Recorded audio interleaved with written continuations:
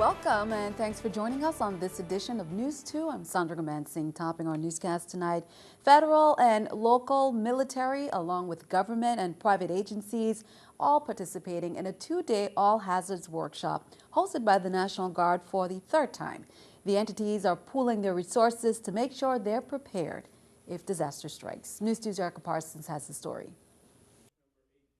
Military officials said when Hurricane Hugo struck in 1989, they weren't fully prepared. This time around, they have the infrastructure to support such a disaster and a working plan. We want to make sure that we can help the territory respond quickly, because the quicker we do that, then we can start getting folks back to work and the territory then goes back into its normal operation. Military personnel from 11 states are coordinating with the local guard to prepare an emergency response if disaster strikes, be it natural or man-made. Based on their what we call Army Force Generation system, they can determine what units are going to be available. Some of the things that we usually look for is for helicopters to be able to come on in.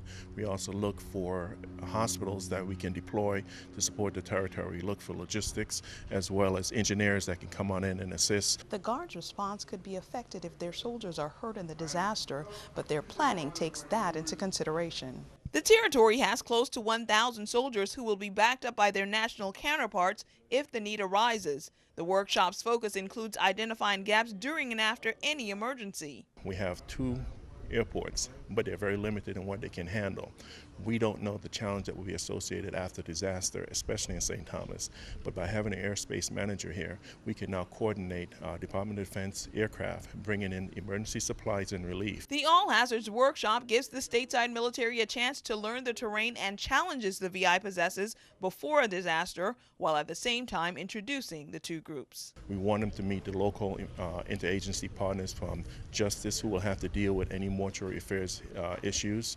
We want them to know who the police departments are. We need to know who the Port Authority individuals are, and we need our local agencies to know who these military persons are. Erica Parsons, News 2. Wednesday morning session included more than 50 participants, including over 30 from the states and Puerto Rico and more than 20 from local agencies. A stabbing was reported at the Golden Grove Adult Correctional Facility and Detention Center on St. Croix Monday on the morning of May 27th. According to officials, the stabbing occurred within a recreation area at the facility. Detainee Jermaine Ducre was stabbed multiple times by detainee Nikosi Paris. The victim was taken to the hospital and received stitches. The assailant was subdued by staff and the weapon recovered. He was placed in lockdown, subsequently arrested and charged with third-degree assault. Paris Nikosi is currently facing murder charges, aggravated assault and battery. Ducre Jermaine is facing contempt of court. Meanwhile, here's an update on the May 24th stabbing at the prison. The injured inmate, Owen Brown, is in stable condition, still at the Wallowee Hospital. No arrests have been made. You may remember in May of 2012, in an exclusive News 2 investigation, we followed Zane Burney, a visually impaired teenager who said safaris would refuse to pick him up because of his seeing eye dog. We saw firsthand and captured that on video. United States Attorney Ronald Sharp on Tuesday announced an agreement with taxi driver Altagracia Romo that resolves allegations that she violated the Americans with Disabilities Act. The settlement agreement concludes an investigation which began in 2013 when Zane filed a complaint with the U.S. Attorney's Office. The complaint alleged that as he attempted to board a safari taxi, he was refused because he was accompanied by his service animal.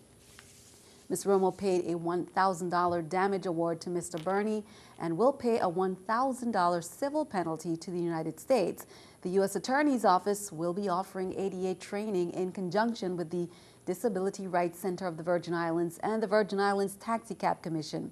Under the ADA, state and local governments, businesses, and nonprofit organizations that serve the public generally must allow service animals to accompany people with disabilities, even if there is a no pets policy.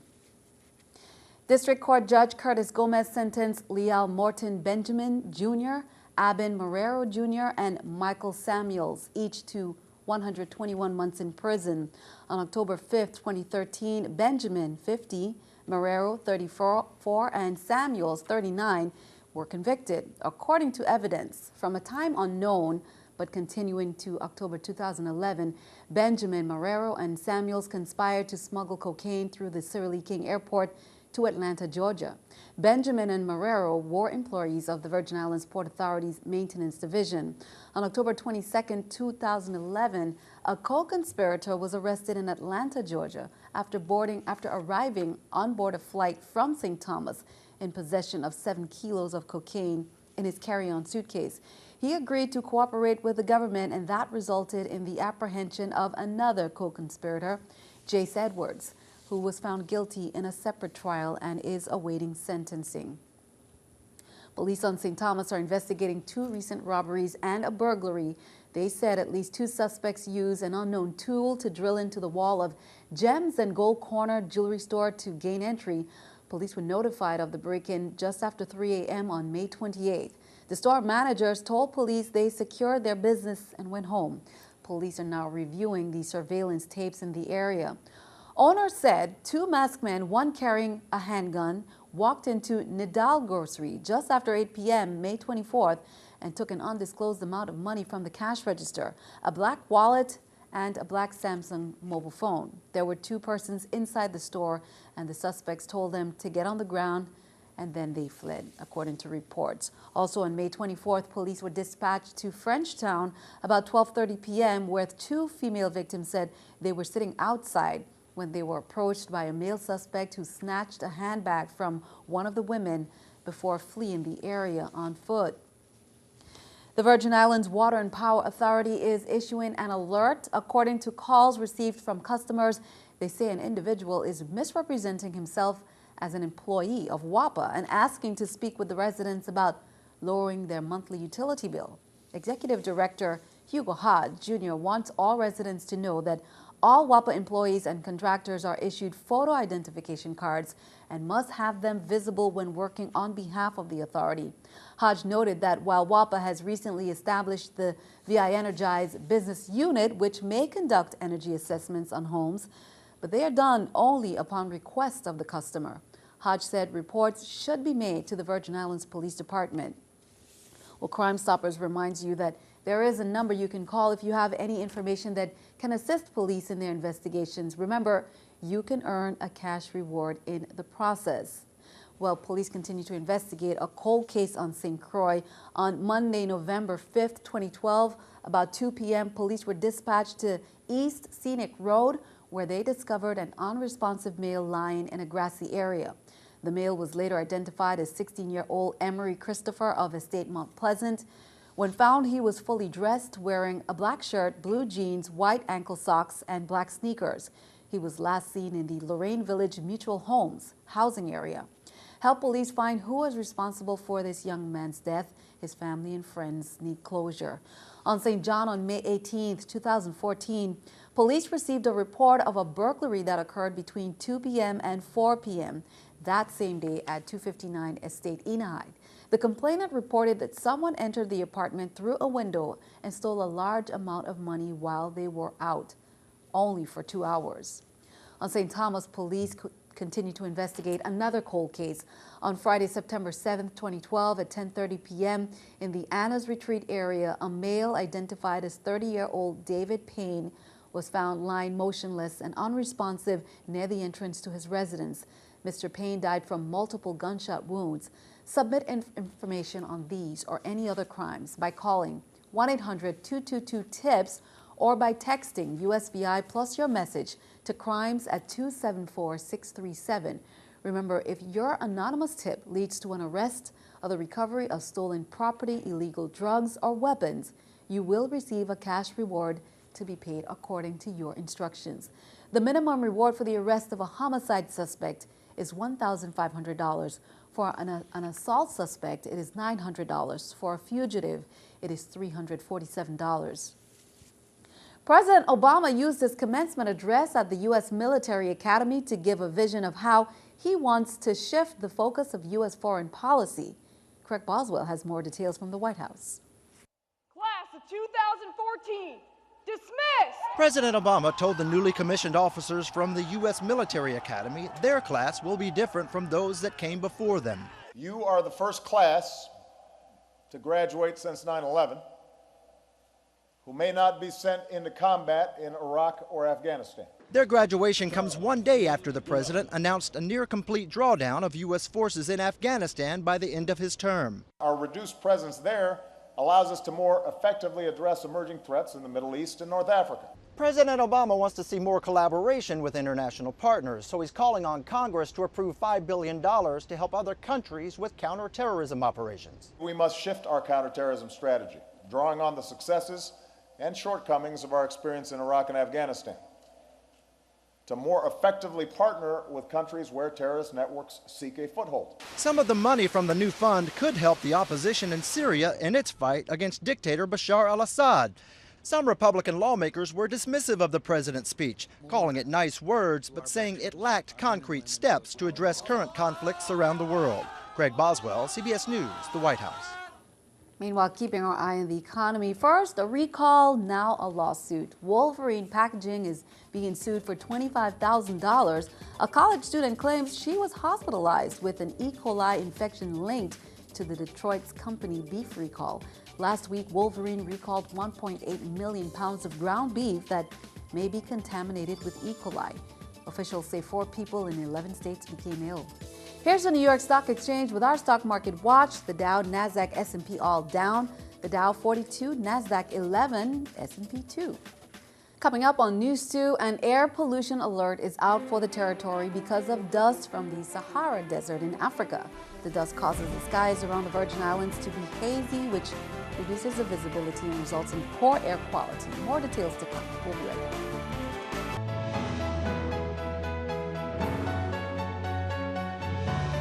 Senate President Sean Michael Malone hosted a senior citizens mock session on Tuesday, May 27th at the Fritz Loetz Legislative Conference Room on St. Croix as part of activities associated with Older Americans Month. Virgin Islands seniors debated Bill number 30-2014, an act seeking to amend the Virgin Islands Code as it pertains to the government employees' retirement system. Seniors representing the 15 senators were on the floor. Attention all St. John parents. The Department of Health's immunization clinic reps want to remind you that there is one more special clinic day scheduled to make plans to prepare your child for the Department of Education's school registration, to update required vaccinations, obtain new cards, and more. That last date is May 29th at the Morris de Castro Clinic in Cruz Bay. The immunization clearance blue slip will be attached to an up-to-date Virgin Islands immunization card. Call for an appointment and info on what documents you should bring, and that number is 776-6400. Some sad news. Maya Angelou, a poet and author who rose from poverty, segregation, and the harshest of childhoods to become a force on stage, screen, and the printed page, has passed away. She was 86. Angelou died Wednesday morning at her home in Winston-Salem, North Carolina. The 86-year-old had been a professor of American Studies at Wake Forest University since 1982. Maya Angelou may be best known for her autobiography, I Know Why the Caged Bird Sings, but the country also came to know her as a poet and a teacher able to reach generations of Americans through her words. She grew up poor in Stamps, Arkansas. Angelou went on to learn 5 languages and traveled to Africa, where she met Malcolm X and took on a role in the civil rights movement. In 2011, President Obama awarded her the Medal of Freedom, among her many accomplishments. Impact in Your World Christian Ministries is inviting you to its 9th annual Sister to Sister Conference, May 29th to June 1st at the MCM Center located on the Antilles School campus.